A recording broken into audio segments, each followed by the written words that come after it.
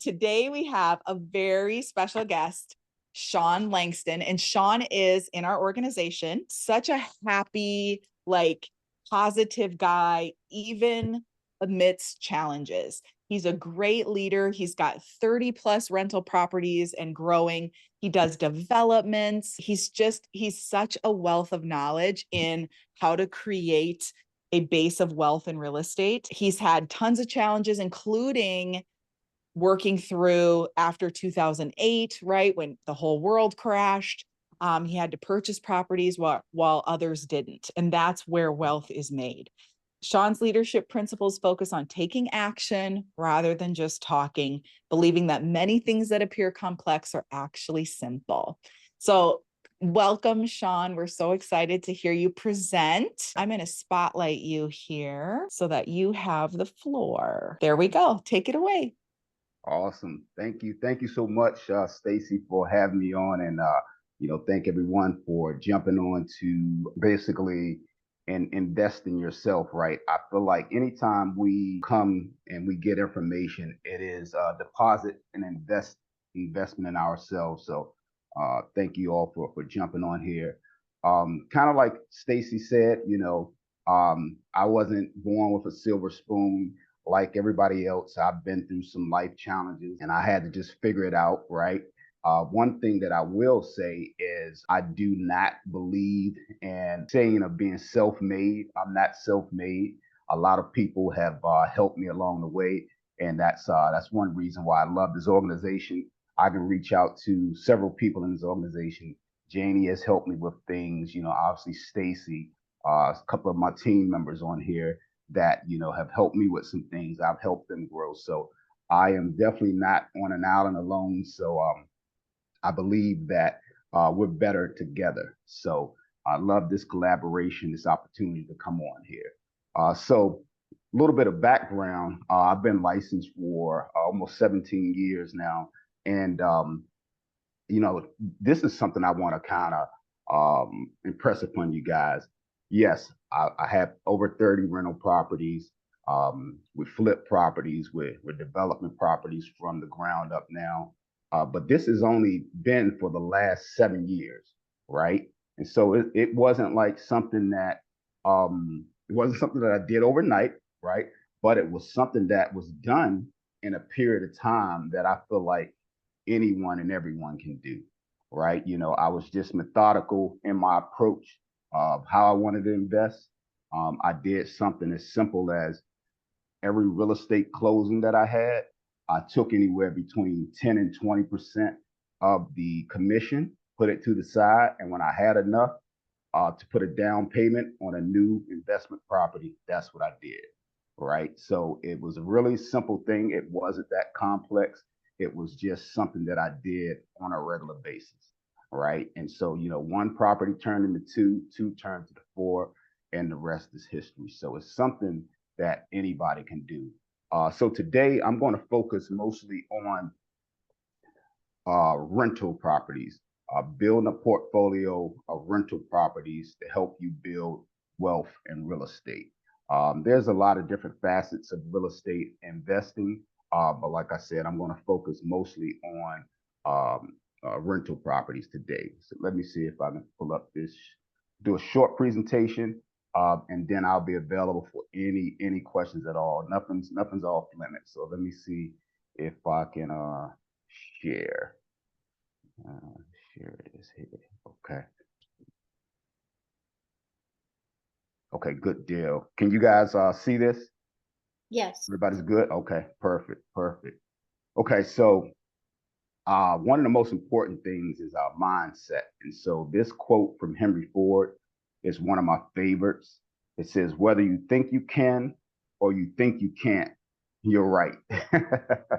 And, don't let that go too far over your head, right? The bottom line is if you think that you can do something, you got a better chance at accomplishing it. If you think you can't, then, it's going to be harder or almost impossible. So just have that positive focus.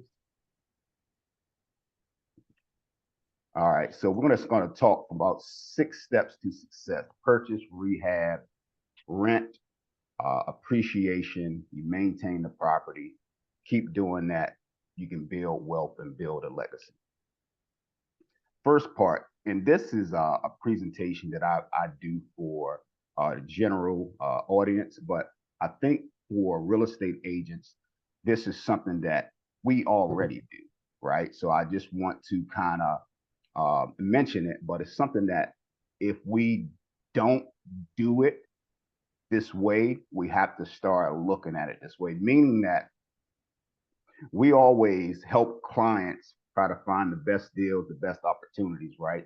And I always believe that not only are we trying to find the client the right house, but in a lot of ways, we're trying to find the client the best investment opportunity, right? The best price. Like, hey, they want X, let's try to negotiate it to Y, right? And so I just started looking at things a little differently. Like, hey, if I can find my clients a good deal, if it's a good deal for them, why can't I find good deals for myself?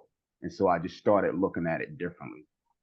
This is a little bit more high level, how I identify opportunities, right?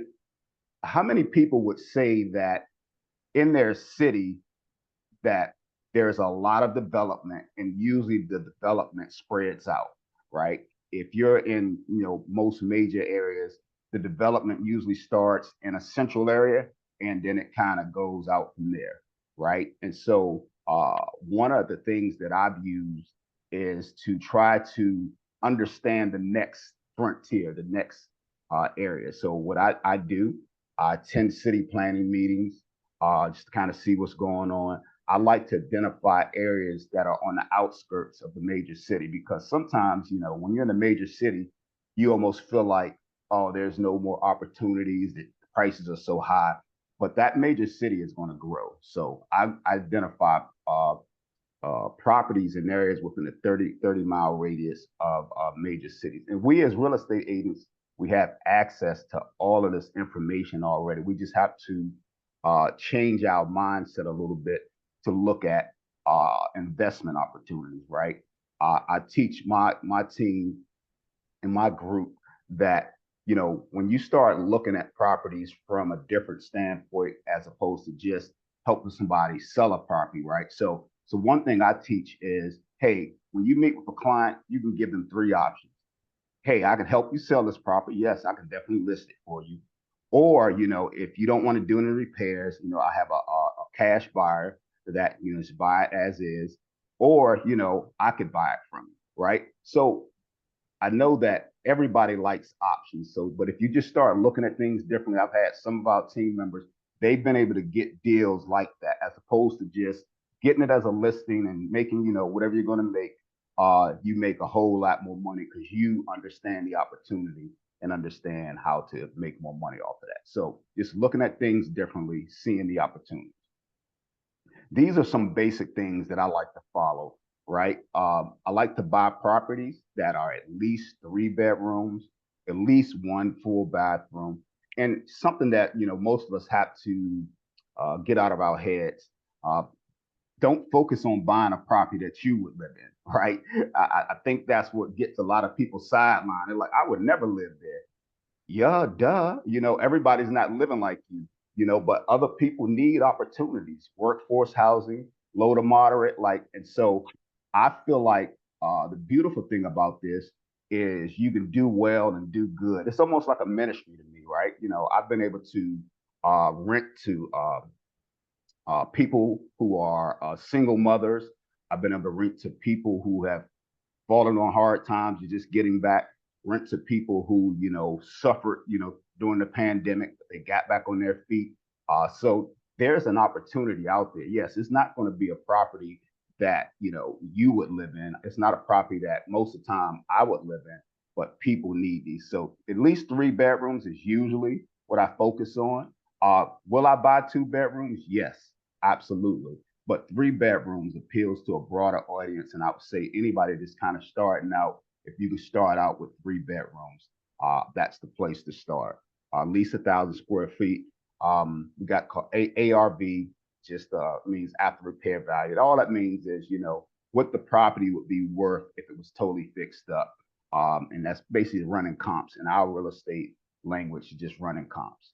And then if you understand what, the rental rates are in the area, then you understand what your monthly payment is going to be. You take the difference between the rental rates in the area and your monthly payment, and that's going to give you your monthly cash flow, right? And I'll just kind of get ahead of myself a little bit. People be like, well, that's only like $500 or so, right? Yes, on most properties, it's somewhere between $300 and $700, right? If you get enough of those, you can make a great living, and they can sustain you with the ups and downs of the real estate business. So I absolutely love that. But the biggest piece of all of that is these are properties, they appreciate over time. I know that we've been in an appreciating market for a long time, right? And so on average, in Charlotte area, it's been anywhere from 8 to 10%, right? And so those property go up in appreciation. And by doing that, you gain equity in those properties, right? So you gain equity in those properties, and the tenant is paying down your mortgage, right? So the mortgage is going down, the appreciation is going up.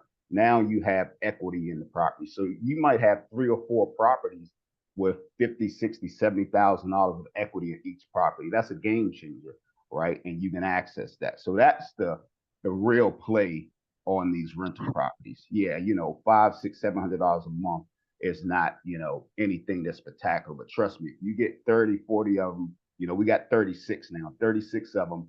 We've had a good life. We've been blessed with those rentals. These are some ways that you can finance a property, personal savings, private lender. Private lender is one of my favorites, right? Because most people that have money in CDs and money market funds, they're just making pennies on the dollars, right? And so I can literally work with private individuals and get someone in the neighborhood, pay them like an 8 to 12% interest rate, right? And on a lot of these houses, I'm getting them below market value, and I'm able to improve them, and that interest rate is very favorable. So I love working with private lenders. You can do it with business credit. As a matter of fact, I've actually bought properties with my business credit card. Bought properties, right? So there's so many ways to do this, right? So you got to think outside the box. Hard money lenders, partnerships. As a matter of fact, I think a couple of my team members, they may be on this call, but they partnered on a deal. So you can partner with people, right? Partner with other agents, partner with family members, partner with people that like, and trust, right? This is another secret here. Self-directed IRAs. You can invest with your self-directed IRAs. You can invest with somebody else's self-directed IRAs. So there's a number of ways to fund these things. Like one thing about me, like Stacey will tell you, like I am, I'm never looking for an excuse why I can't do something. I'm trying to figure out how to do it, right? And so several ways to finance investment properties if you want to do that. So step two, rehab. Rehabbing the property is important, and that's going to basically put you in position to have the property and get a decent renter in there. And so what I like to do is I like to use a property manager. I would always encourage people. Like some people have, like I'll say, when we first started, when we first got our first 10 properties, I managed it myself. It was quite a bit of work. So I recommend having a property manager, right? As far as getting like a contractor and rehab team, you can get some recommendations from the property manager. They usually have their own crew. You can get recommendations from the other colleagues. All of us are in real estate, so we probably do have some relationships with some contractors, right? And so what I would recommend is any contractors that you use, get some recommendations and get at least 2 bids, right? So you can compare apples to apples, right? And then on rental properties, you don't want to overdo it, right? You want to have the contractors come in and make the property rent ready. What I mean by rent ready is you don't need granite countertops. You don't need high level stainless steel appliances.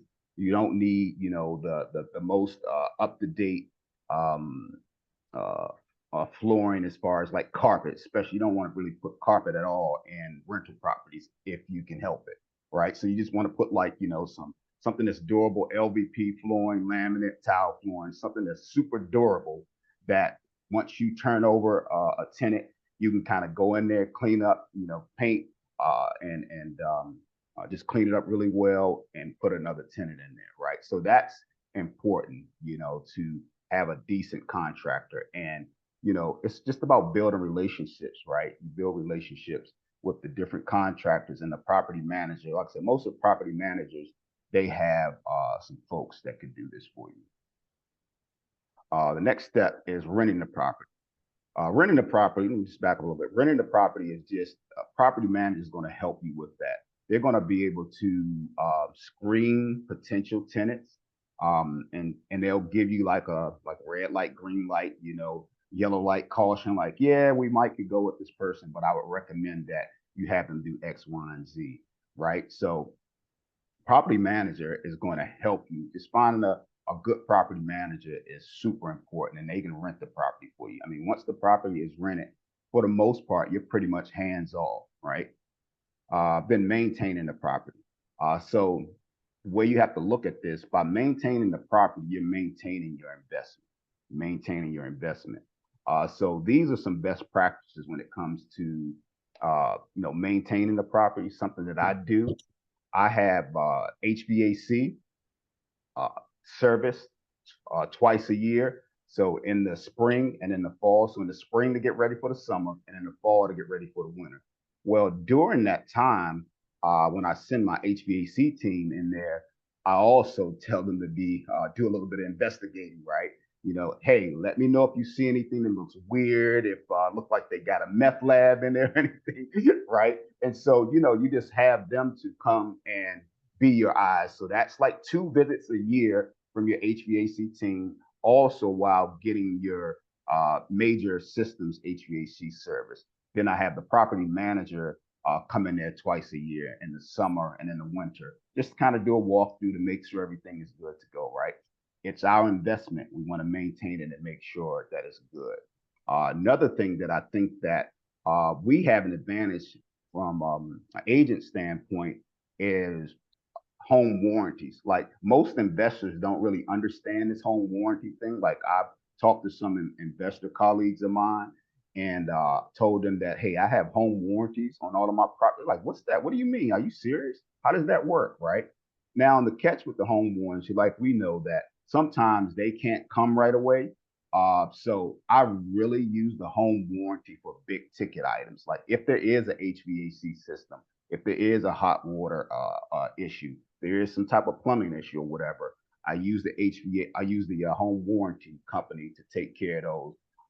If it's just like little small repairs or whatever, I let the property manager contractor or one of my contractors do that. The reason being as well is the contractors usually get out there a little faster than the home warranty company. But not only that is I'm building a rapport with my maintenance people, right? Giving them work, keeping them busy for small things, right? But that home warranty is there for the big ticket items. So I've had it where we use the home warranty and I've been able to get brand new HVAC, brand new water heaters and things of that nature. So that's something that we as real estate agents, we understand how they work. We already got relationships with these people because we've sent them several deals, throughout the years. So utilize and leverage that. Step 5 and 6, appreciation and wealth building. Basically, like I said, maintaining the property is going to protect your investment. Then maintaining the property allows you to be able to usually do a yearly rental increase. And so every year, I go and look at all my properties.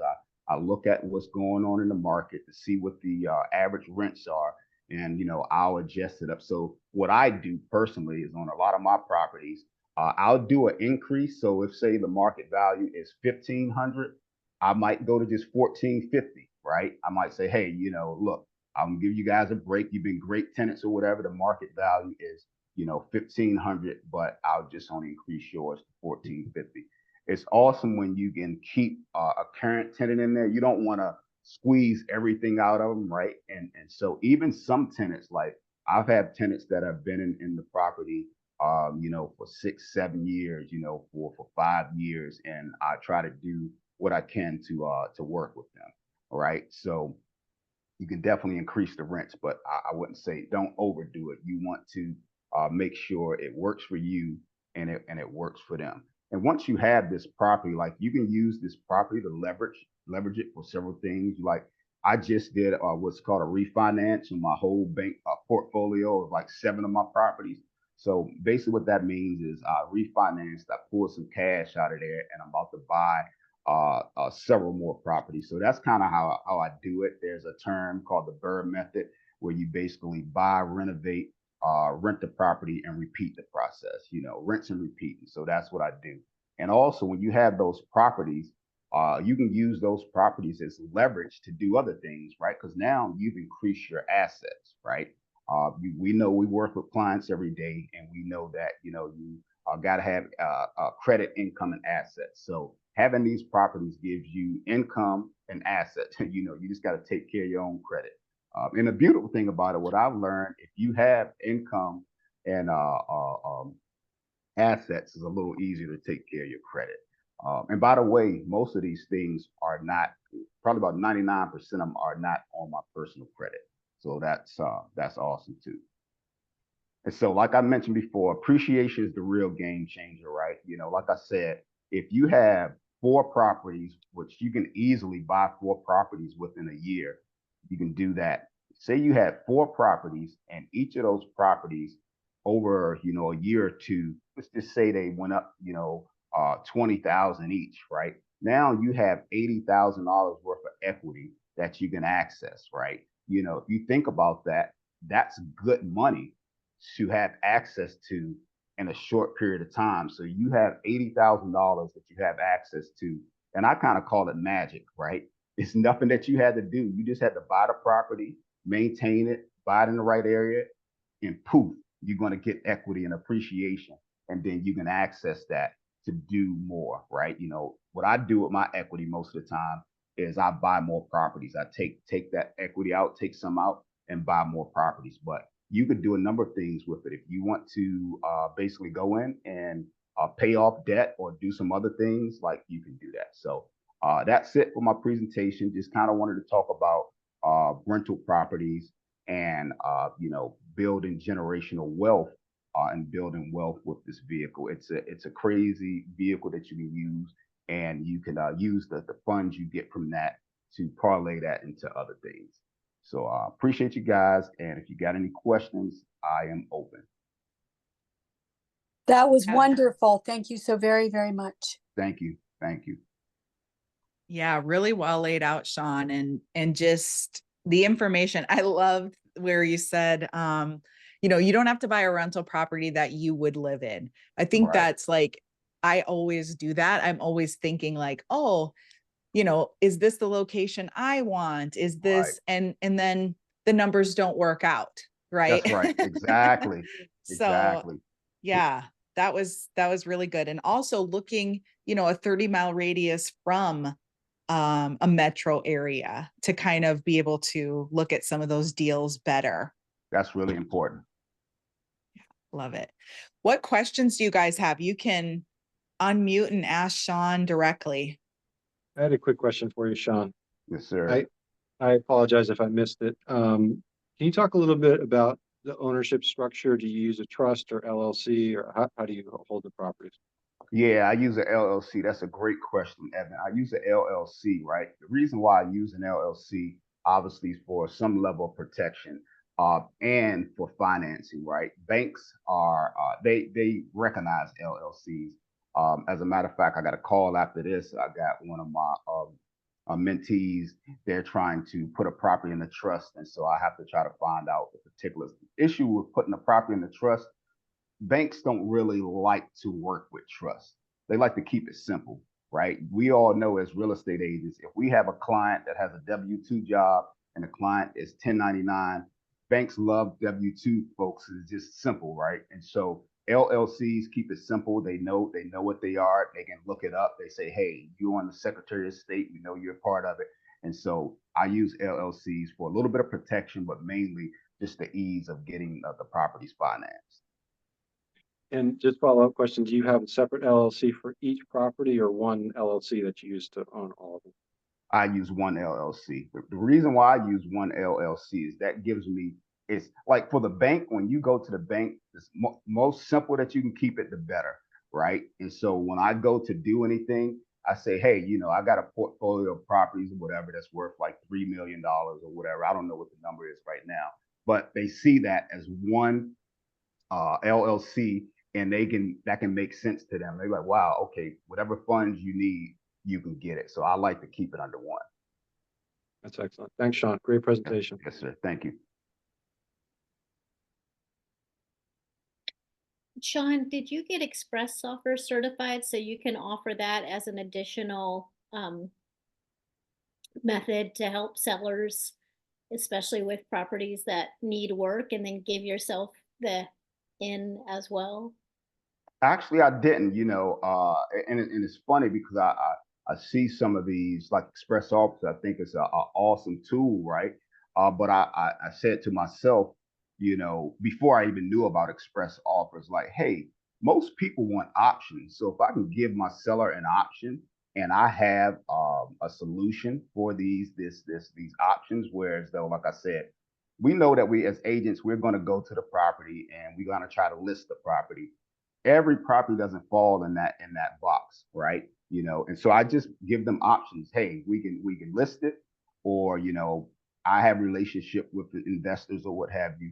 I'm sure if I went on the EXP site and said, hey, I have this property in such and such in Charlotte, North Carolina, you got any cash buyers? So that's fairly easy to do. Then the third option is always what I love the most, if it makes sense, is I can buy it. Right. And usually if a person is going to consider selling it to an investor, like if they don't want to do the work, I almost always get that deal because my number is going to be very close to what an investor would probably pay, just a little lower. And they just feel like, they don't have to go through all the red tape. Hey, I talk to you, I trust you. If I'm going to just sell it as is, I'd rather sell it to you. So I haven't had any formal express offers training, just something that I thought just made sense.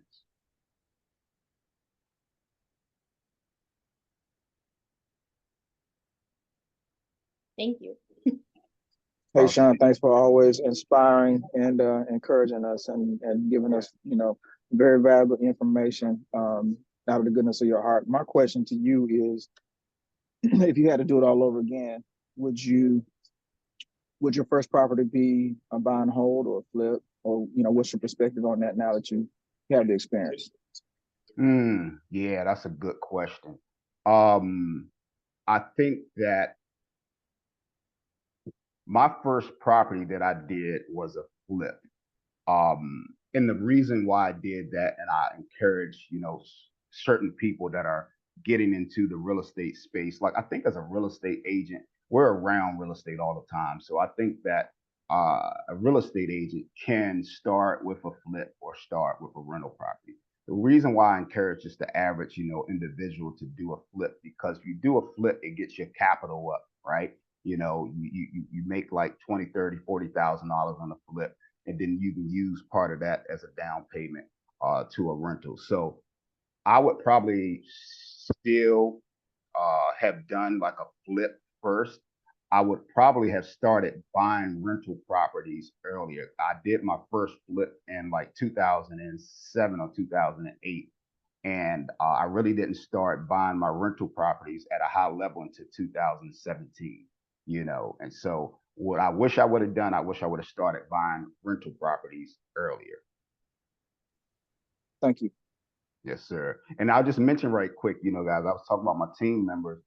Micah is one of our team members, and he basically took the bull by the horns, and from the training that we've had, and he bought 4 investment properties within like a year and a half. I think it was about a year. So I mean, the point is, any of us can do it, especially us as agents. We have more tools than the average individual. I have a quick question. Thank you. This has been really great. And I'm sorry if I missed this, but I wanted to ask you, do you recommend just staying in the area where you're actually practicing real estate? Because where I am, it's fairly expensive. So and I'm very familiar with Charlotte. I used to live there. Do you think, if you make connections with people outside of where you are, that's a good thing as well? Or do you recommend just staying where you practice? That is a great question. To be honest, the reason I really got into real estate investing at a high level is I had a client, we're still friends to this day, from California. We know that California real estate is expensive. I helped him buy like 15 properties out here in Charlotte, right? I said, John, why are you buying property? He said, man, it's too expensive out here and the numbers don't work. So to your question, I would say if your area if it's affordable, buy in your backyard because it's easier. You know it, you understand it. But if you are in a high cost area, and that's the benefit we have as agents, like we had, especially with EXP, we have relationships all over, right? So you can say, hey, um, you can kind of go on the internet and see what properties, the average price properties are selling for in different markets, right? So I would say with our experience as real estate agents, just understanding like basic stuff is something as simple as market analysis and appreciation and things like that. Definitely don't be afraid to go outside of your market, right? And I would just say partner with maybe if you have colleagues or friends or other agents in different markets. Don't be afraid to do that. Like, I started right in my backyard, and probably the furthest I've gone out is I'm like 5 hours away from my general market. I think we own like 12 properties out that way, right? And so, yes, if you're in a high cost area, get with agents in different markets, talk to them and buy in those areas. Like I said, the guy that I helped from California, I would say maybe he had a portfolio initially that I helped him buy and it was worth like 1 million. That same portfolio is probably worth close to like $6 million now. Oh, super. Thank you. Absolutely.